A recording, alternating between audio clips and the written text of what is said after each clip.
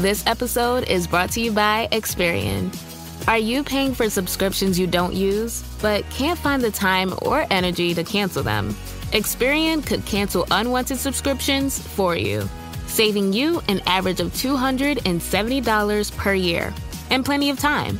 Download the Experian app. Results will vary. Not all subscriptions are eligible. Savings are not guaranteed. Paid membership with connected payment account required. Today on an all-new Dr. Phil, is mom wreaking havoc on your marriage? She went after him with the intention of hurting him. When you get disrespected, You talk like you're in a street gang. they're both driving me crazy. I think you're all acting like a bunch of children. And should this daughter cut her mom out of her life? You kicked me out after I just had chemo. Is this over money? Will their relationship end here? Seriously, Mom. Stand by, Dr. Phil. Some say it's a hard life, but it's hard for us all. Always hold on. In 10, Always 9, be strong. Reach out for 5, 4, 3, 2. Stand by, camera 6. Go, Dr. Phil.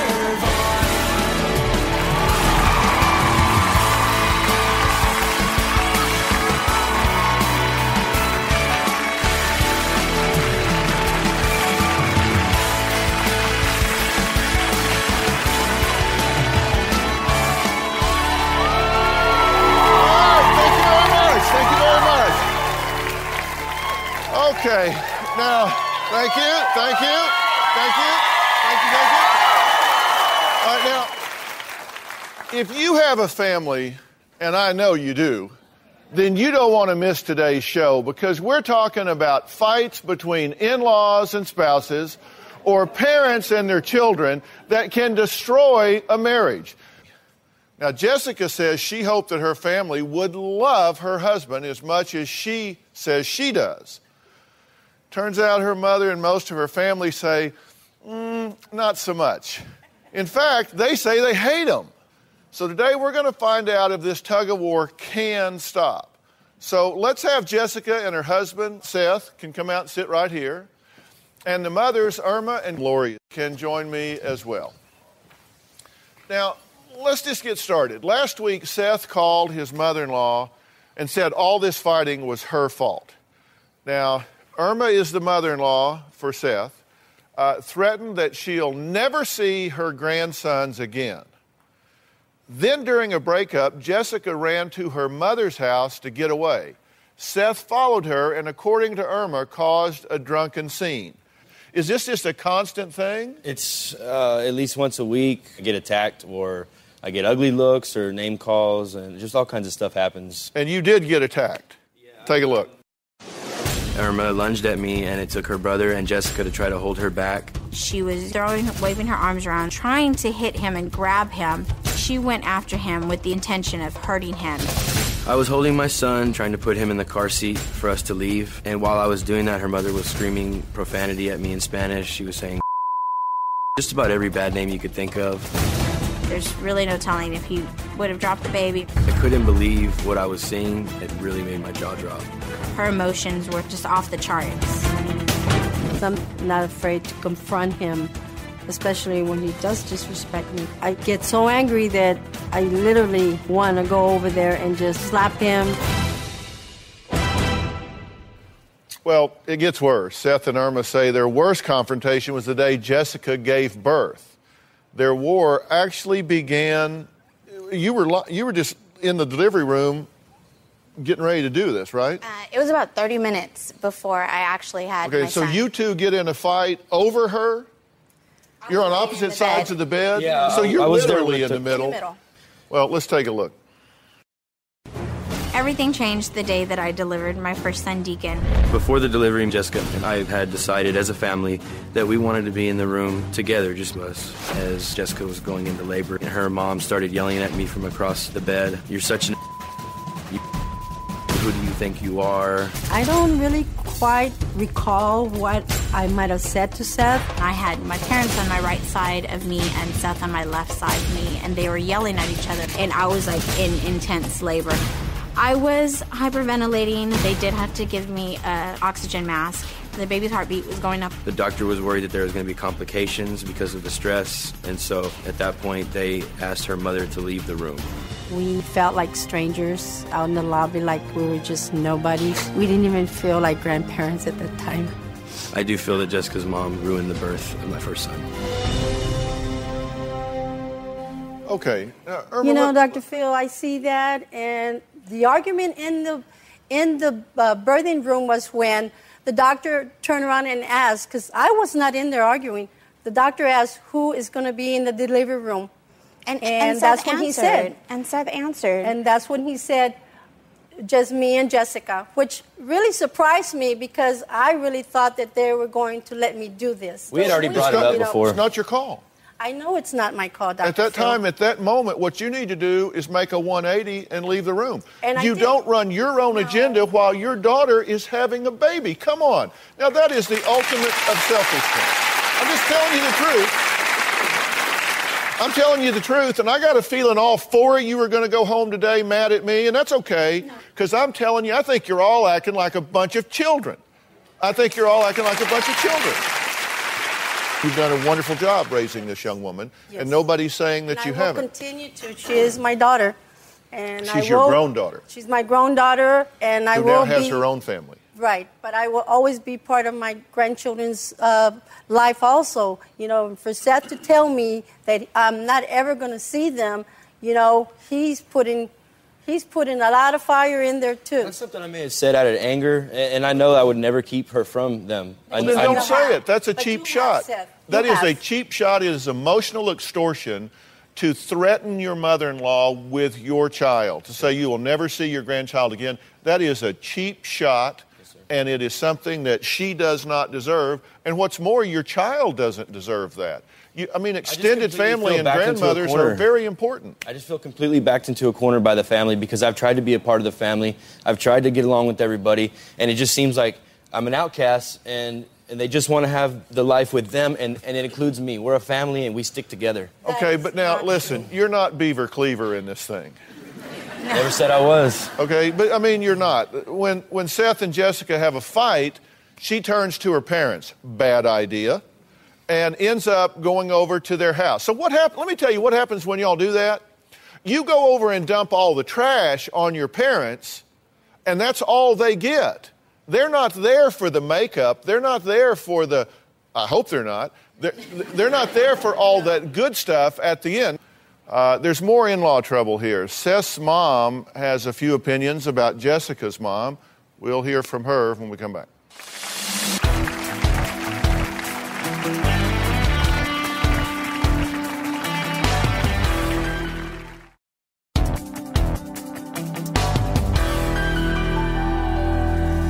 Irma was visibly upset and angry at the wedding. She came up to me and said that myself and my son were never going to be welcome in her home and that Seth had a lot to prove. I just couldn't help myself. That's how I really, really felt.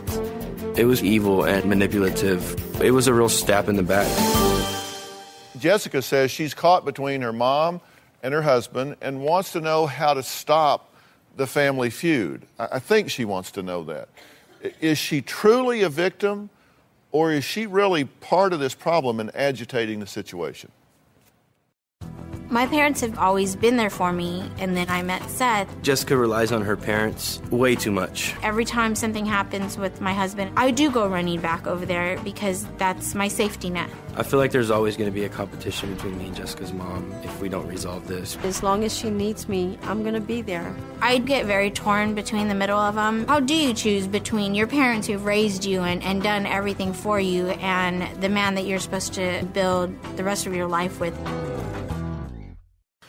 Well, Seth's mom, Laurie, is here and says Jessica needs to stop running to mom and dad to badmouth her son. You think that's a bad idea? I think it's a horrible idea.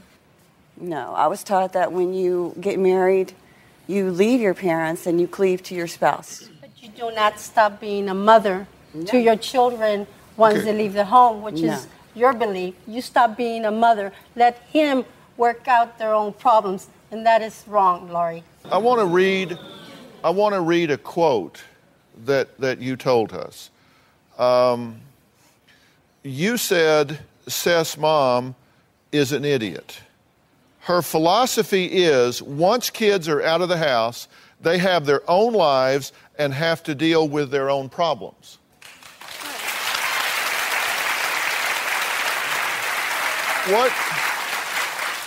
What is idiotic about that? When your children are having certain problems with Seth, you know, the way he treats my daughter, the way he is with her, how he disrespects her, back and forth. I mean, time after time after time. We are not asked to come into this situation with their problems, Dr. Phil. He always pulls us in. He always pulls us in. Well, this is about setting up some boundaries. Do you want to know what I think, really? Or Yes. have you decided you don't want to know? No, I respect you, Dr. Phil, and I am very open-minded about everything you have to say. I think you are a very well-intended, loving mother that would do anything in the world for your daughter and your grandchildren. Not only for my daughter, for anybody.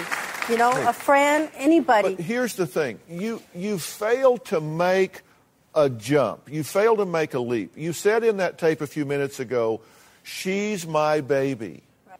But you need to recognize that she has moved to another phase of her life, and so your parenting has to move to another phase. You're now not mothering a baby, you're mothering a grown woman that is a mother of her own, has a family of her own, and you've got to respect boundaries and stay out of this situation, because what you want is for her to be happy and successful and thrive with her own family? Yes. But yet you're trying to keep her as a dependent teenager. Not intentionally, but recognize that by violating those boundaries and not putting them up, when she comes running to you, you really need to say, listen, you need to resolve this in some way. I can't fix your problem for you. This is between you two. Are you part of the problem here? Right now I am, but, you know, Should you be getting in a physical confrontation with your son-in-law or anybody else? When you get disrespected in your own not an home. What are we in a street And I know that's wrong. This isn't the Crips and the Bloods. That is really, really wrong, because I am to set the example. I am the example. I'm an adult. I am the mother. Okay, but, okay, let me stop you.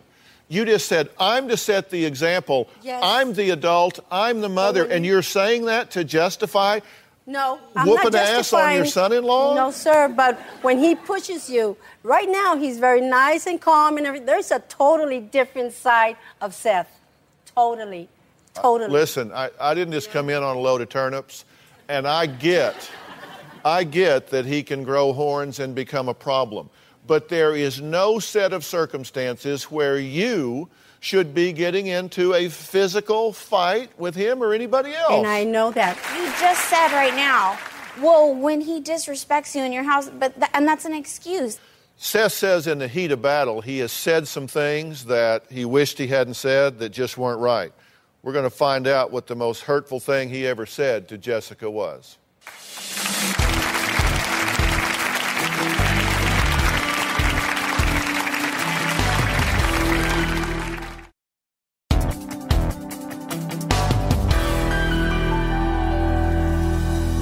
When it comes to my daughter, Jessica, I can be a royal bitch.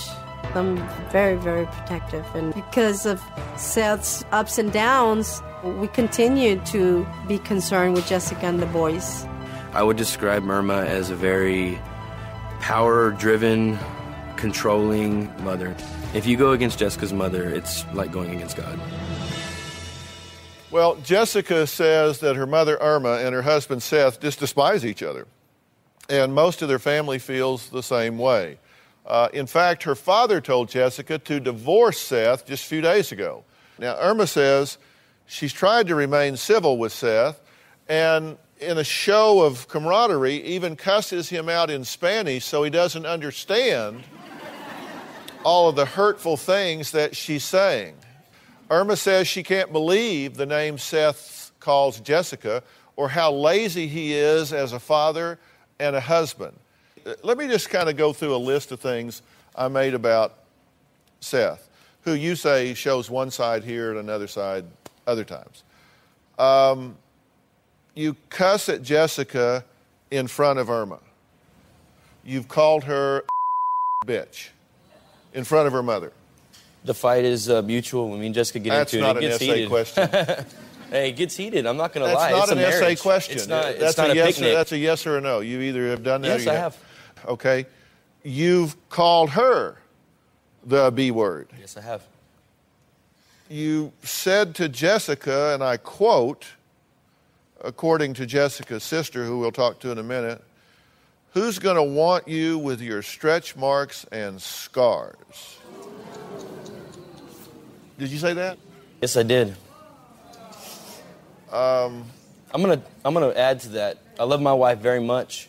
Marriages, like I was saying, aren't picnics. They take a lot of work. And me and Jessica went into this marriage not knowing each other. We had a child very early in the relationship, and we're still growing and getting to know each other. And every day it gets better. And I think that our love gets stronger every day, no matter what her family does, no matter what Laurie, how much they get involved. You're not proud of that behavior on his part. No, I'm not. But I will also add that the chaotic, volatile nature of their family was there long before Seth ever came into it. No, I am not proud of the fact that my son has gotten caught up in all of that. I'm not proud of that at all. We have not made I didn't make him what like he that. is, Laurie. Do not blame this on us. But I will also he did that by himself. Okay, there seems to be a common denominator to these physical confrontations. Seems like Seth's always there. I mean, the opponent changes, but somehow or another, sweet Seth is always there. We'll be right back.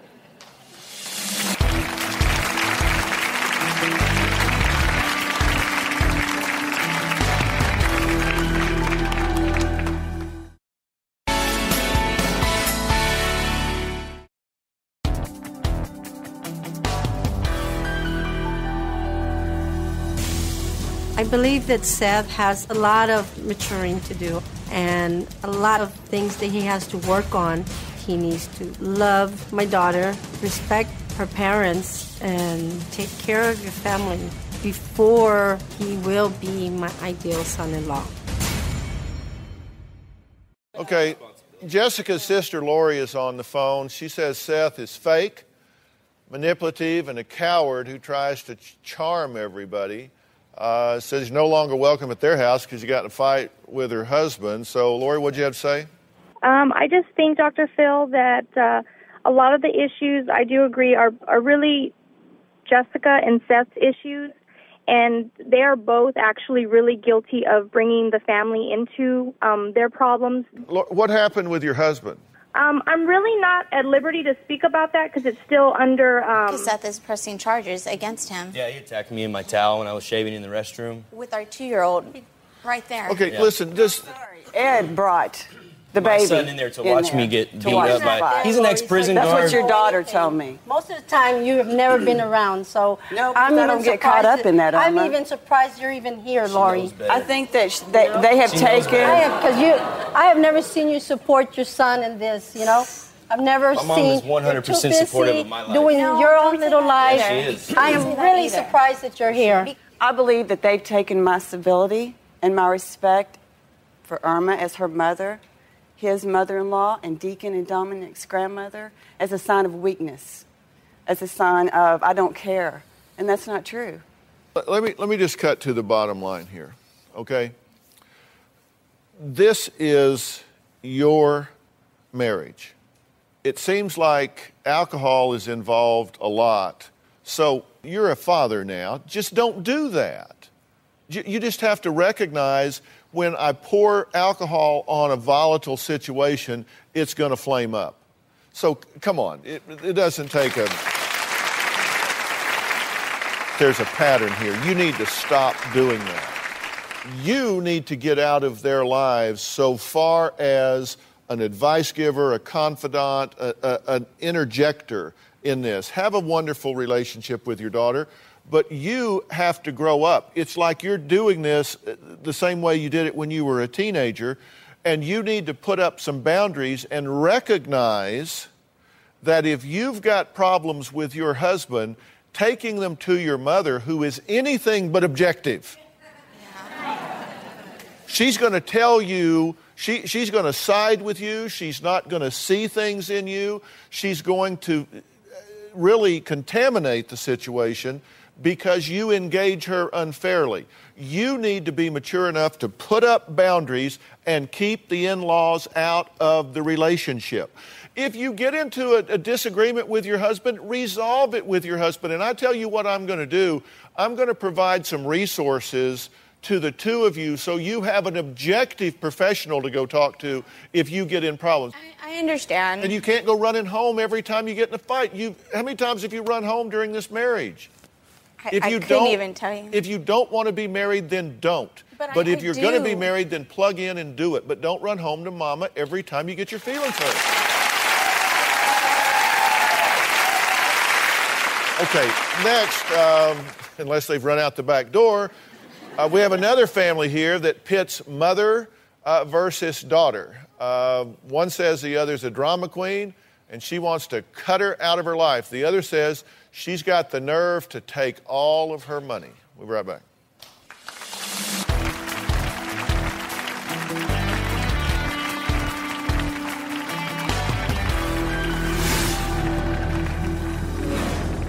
Mom acts like she does everything.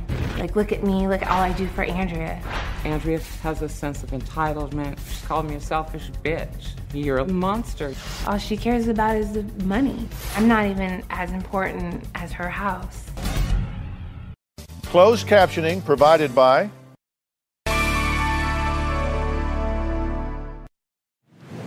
across this great country, from coast to coast, you've told me about the crossroads we're facing. That's exactly why I wrote We've Got Issues, How You Can Stand Strong for America's Soul and Sanity. This book isn't just a conversation starter. It's a roadmap for standing strong in the face of adversity, for embracing our core values when they're needed most. We're talking about real strategies for real people dealing with real issues, from navigating the complexities of today's polarized world to fortifying our families. And I set forth in the book 10 principles that I think are critical for a healthy society. This is not about politics. I'm not a politician, don't want to be a politician, don't know enough about politics to talk about it. But I talk about every angle of life as we know it, from family and relationships to the burning issues that are shaping our world today. We've got issues, how you can stand strong for America's soul and sanity. And you'll find it anywhere books are sold. It's about time we start addressing what truly matters. You're a podcast listener, and this is a podcast ad. Reach great listeners like yourself with podcast advertising from Lips and Ads. Choose from hundreds of top podcasts offering host endorsements, or run a reproduced ad like this one across thousands of shows to reach your target audience with Lips and Ads. Go to lipsandads.com now. That's LIBSYN ads.com.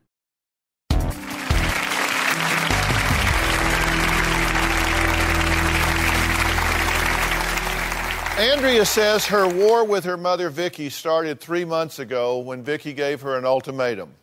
Pay rent or move out of one of her rental properties. They've barely spoken since. My current relationship with my daughter is very turbulent.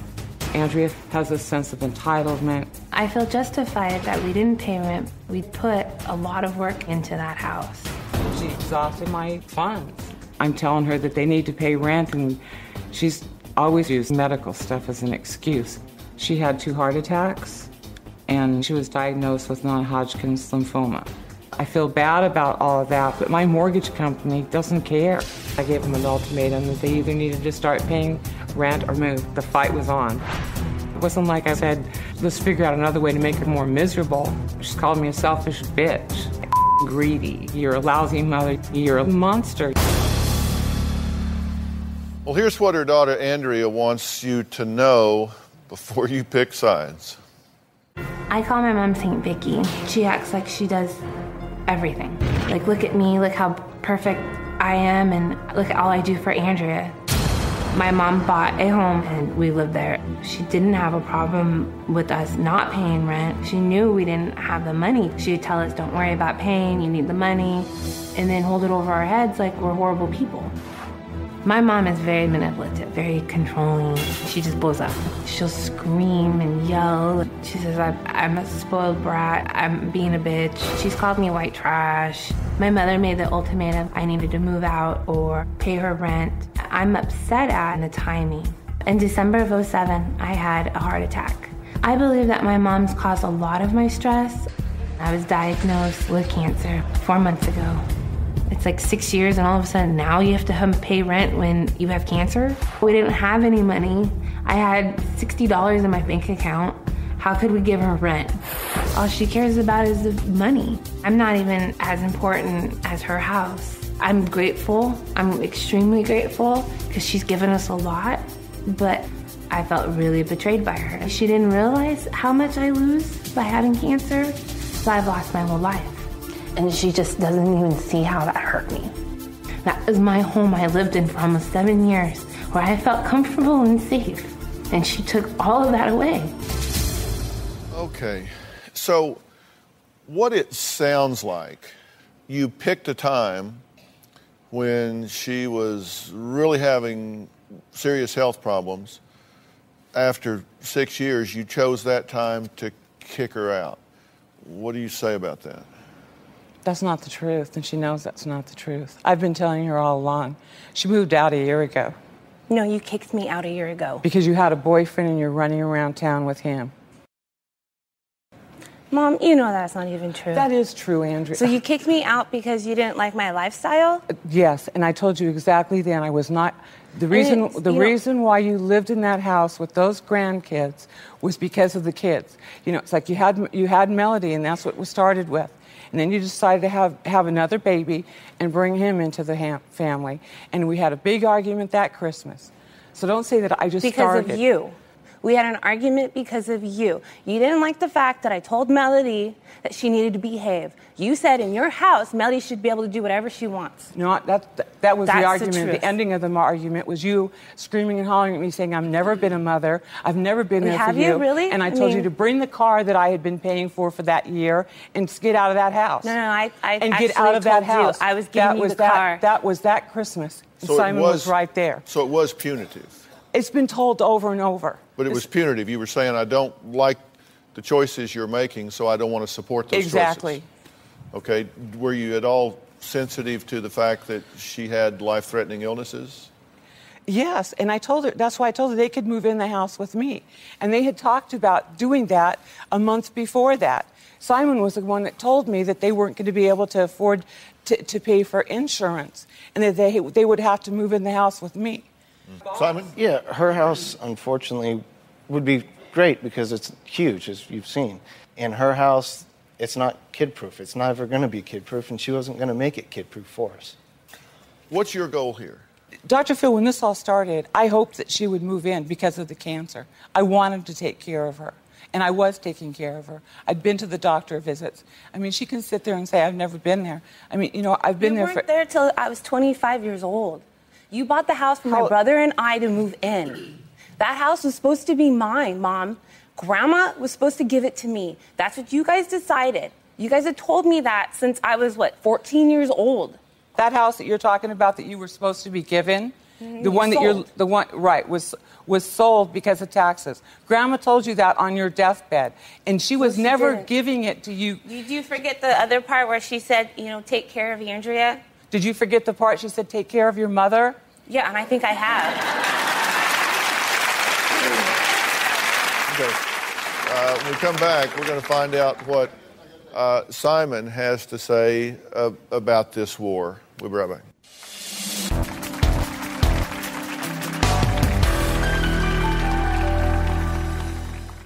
DrPhil.com, brought to you in part by... Don't you worry about a thing. Get the expert care you deserve with the Pack and Ship Promise, only at the UPS Store. Travel consideration provided by... In my busy kitchen, I want nothing but the best. Eggland's Best. I love Eggland's Best because of all the great nutrition. That's why they're the only eggs I make for my son, the chef. Eggland's Best, the better egg. We do our shows in front of a live audience, and we have a great time here, don't we, everybody? So if you want to be in the Dr. Phil audience, go to drphil.com and click on Be in the Audience or call 323-461-PHIL, 323-461-7445. My mother's a monster. I had gotten pregnant by an ex-boyfriend. I had asked Simon to tell my mom while I was in the hospital. He told her and she went crazy, telling him that the smartest thing I could do is have an abortion and that she was sick and tired of having to take care of my mistakes. This is not right. You have 3 kids already. You can't have another baby. I'm always the one that has to pick up the pieces. Well, it's been mother against daughter ever since Vicki served Andrea with an ultimatum. Start paying rent or get your own place. Simon and Andrea say it's Vicki who creates all the drama. And here's Simon's take on that. The relationship between Andrea and her mother is very strained. Vicki likes to control Andrea with money. With Vicki paying our rent, she definitely used that against us as control. She would hold the money over our heads. Vicki has come up with how much we owe her for rent. She doesn't discount for the work that we put into the property. At her primary residence, we put in ceiling fans. I did landscaping work and a number of things, hanging plasmas on the wall. Anything that she wanted, it was drop what I was doing and run over there and take care of Vicki's needs. I feel that it's very poor taste for Vicki to do this at this point in time. I think she's doing this just to regain control. You know, I have been here for my mother my whole life. You know, she's done crap in my life that is just wrong. And she's put us in situations we should not have been in. And it's like, and she sits here and acts like she's this perfect person, and she's not. And it's like, yeah, I lived in that house, but it's like we had paid rent. We had put money into that house. I never said I'm owed it. I'm not owed her giving me a place to live. Well, that's my next question. And I said it over and over again to the people.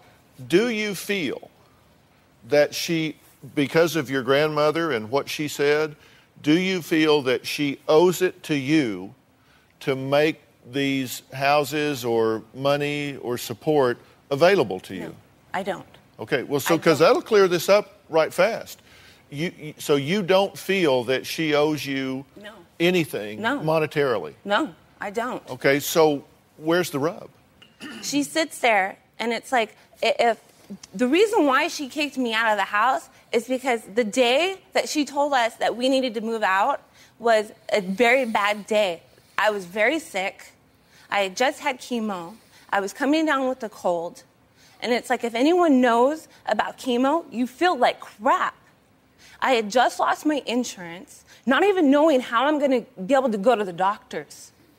And she just starts going off about how she's irritated. She's tired of it. She's all this. And I'm like, I don't feel good. Do you mind not doing this right now? I said, I've had a pretty crappy day. And that's what caused us from being kicked out. No, it wasn't. There was no other reason. Oh, yes, there was. Okay, I don't argue with her. She's always right. She tells me every day how I'm wrong. Okay, so what's your question for me? Should I keep her in my life? No. That's what I was thinking. No, it's not working for you. No. You've either got to redefine the relationship or you've got to protect yourself. You've had 2 heart attacks. You're fighting cancer. You're just finishing chemo. Stress and all of that is the worst thing you could be subjecting yourself to right now. I agree with you. So do you want to know if you need some distance from her at this point? The answer is yes, you do, because you physically can't afford the stress of a constant turmoil and dialogue with your mother. This emotionally, hopefully you can work this out. I'm happy to make resources available to you to help you do that, but you have to protect yourself physically. You have children that depend and rely upon you. You need to take care of their mother, and if you two are going to be bickering back and forth all the time, that is a physiological reality you can't endure. Mm-hmm. I agree with you. I don't know. You can just, go on. If you're wanting to protect your money and your wherewithal to support yourself at this time in your life, then she's telling you she has no expectation from you to provide her for her financially in any way. So that should decompress you in that regard, right? I think your timing is very unfortunate in this situation, but that's where we are. And what you're saying is you wish she was different. Yes, I wish that she was a mother that could help. You wish she was different, and you wish that, because you guys think that she did this because everything was becoming about you, and you were being focused on because of your illness, and that she didn't like that, so she had to do something that put her back center stage. Yes, because after I had my heart attack, actually, when she kicked me out the first time and I moved back in, she knew very well I couldn't financially afford to pay her rent. She knew that. And then I had my heart attack. Get 2 jobs to pay the rent. Yeah, and you know what? And I'm sorry, but who's going to help me with 2 jobs? I don't have anybody else to help me. He works a 40-hour day. You promised, and Simon wasn't supposed to move back in. And then I had a heart attack, a month later? No, because 2 months I'm later. so stressed, Mom. You stressed me completely out. I stressed you out. Yeah, not having an affair, doing all the stuff that you were doing. I didn't have an affair. I left my husband. Oh, please. Okay. Look, Dr. Phil, it's like, this is like it. It's like, she's saying I got in an argument with her. That's what caused me to do that day. No, I'll tell you what caused me to do that day. One more time, it was his mouth. Him telling her that my granddaughter was not his responsibility. And that's when when he got home from work. And he knows that because he was there. And I told him, I said, you had a bad weekend because you've been watching her. That's not your responsibility, that little 10-year-old. I said, I've been doing this for 6 years. And none of you were my responsibility. And every time I come to the house, Dr. Phil, all this work they're doing, he can't even be bothered, mowing the lawn. Mom, I had just had how many surgeries? I had just found out I had cancer, and you care about the freaking He can't mow the lawn? He did mow the lawn. Oh, once a month. Listen, I got to tell you, just let me get personal for a minute. Because I've got kids that are grown, 29 and 22, and they're just not my job anymore. Oh, thank you, Dr. Phil. They're just not my job. Thank you. Do you love your daughter? I love her very much. Do you care what happens to her? I care very much. No, she doesn't. Seriously. Seriously, Mom. You kicked me out after I just had chemo. I couldn't even get out of bed. I didn't kick you out, Andrea. I gave you a choice. I said, you can come and move in with me, or you can pay rent. And I said we would pay rent, and that wasn't good enough. Simon was living there. Simon makes $50,000 a year. He can pay rent. And I said we would pay rent, and that but wasn't even good enough. You want to buy trailers? You want to buy trailer that you used. You want to buy. And you went on vacation with us almost every weekend. Oh, yeah. I know, every weekend. I went on 4 trips. 4, really? Yeah, 2 one summer and 2 the next summer. 2 weekends. Oh, yeah. She told me she was going to sell one of her cars to help take care of me. I didn't ask her. I've never asked her. Have I? Have I seriously asked you, Mom, to do any of this? Have I? No, not at all. I've just handed it over. I forced you to live there. Okay, let me... No, this is like ridiculous. Seriously. Seriously, this is ridiculous. I haven't done anything to you. Nothing. I didn't do anything to you other than say you needed to pay rent and Simon... And we have, Mom. We have paid rent. We have paid rent, Mom, and we put money into the house. Okay, what do you want? I want her out of my life. And I don't think that that's unfair of me to say that she shouldn't be around my children. Okay, well, you are an adult, and you have complete control over who you have relationships with and who you don't. So the good news is you want something that you have the ability to choose and create. And this isn't working. So it's tragic. I'm sorry that it's not working. I'm sorry that money has become the focus, the battleground here. I don't think it's about money, but I think that's what the battleground has been chosen to be. And I hope you have a long and productive life, but it's not going to be enhanced by the stress that you're experiencing right now. And I think you have to, I'm telling you that this kind of angst between the two of you is certainly not good for you, and it is acutely not good for her. So we need to dial down this vitriolic rhetoric, and if it means not being around each other, then you just need not to be. So at this point, do you expect her to pay you back money she owes you? No. Because it's not going to happen. I know. I mean, she has the ability. She's just going to have to survive and get along now.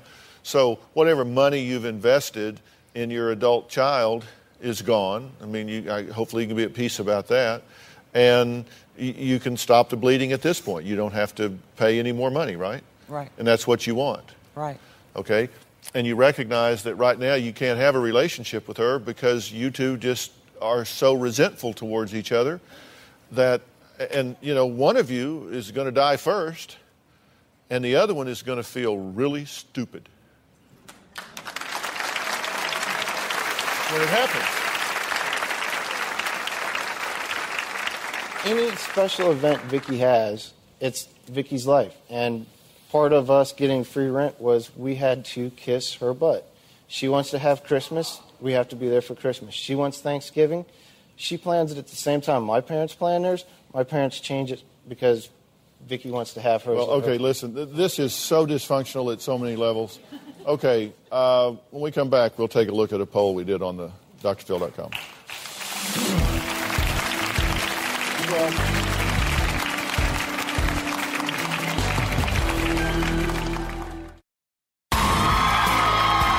If you would like to purchase a tape or transcripts of your favorite Dr. Phil show, please log on to drphil.com or call 866-4-DR-PHIL. That's 866-437-7445. 866-437-7445. We ask viewers on drphil.com who they argued with more, their family or their in-laws. Now, you said 68% fight more with immediate family.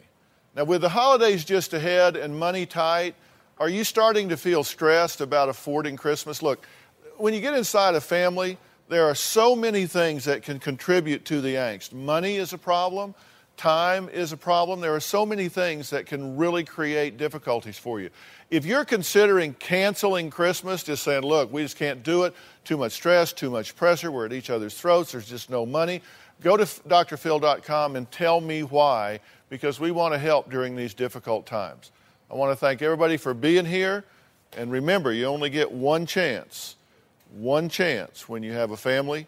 If you burn those bridges, it's awful hard to get it back. Thanks for being here.